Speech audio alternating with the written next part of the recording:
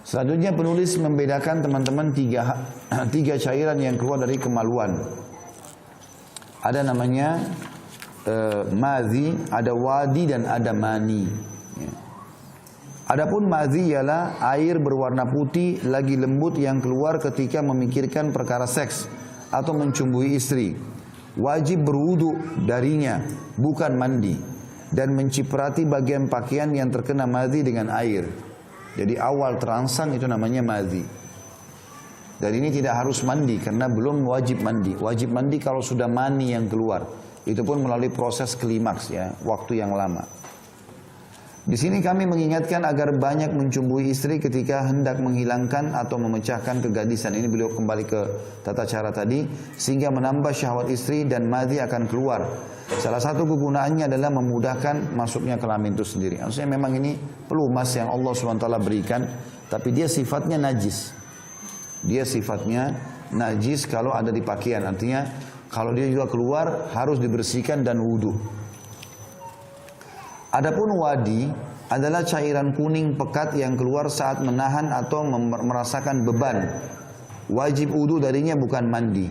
Jadi kadang-kadang ada orang capek sekali, maka bisa keluar cairan ini. Cuma bedanya kalau madhi warnanya keputih-putihan, kalau wadi ini warnanya kuning pekat. Ya. Dan ini jarang sekali keluar. Ini biasanya orang kalau memiliki hormon yang banyak, kemudian dia capek, biasanya begitu. Atau mungkin dia sudah pernah merasakan biologis, terlalu lama sekali dia nggak biologis. Maka biasanya akan keluar cairan-cairan seperti ini. Kalau ini juga sama, tidak wajib mandi, kalau wadi, tapi dia cukup dengan wudu, kemudian dia boleh sholat. Adapun mani, cairan yang ketiga, adalah cairan putih pekat yang keluar pada saat bersetubuh. Keluarnya mani ini disertai dengan gemetar pada tubuh. Dari mani inilah akan menjadi anak, dan ini wajib mandi. Ini wajib mandi. Ada pertanyaan kecil, mencumbui istri tanpa menyetubui, apakah wajib mandi? Jawabannya, jika suami mencumbui istrinya lalu mengeluarkan madhi awal terangsang, maka ia wajib berwudu, bukan mandi.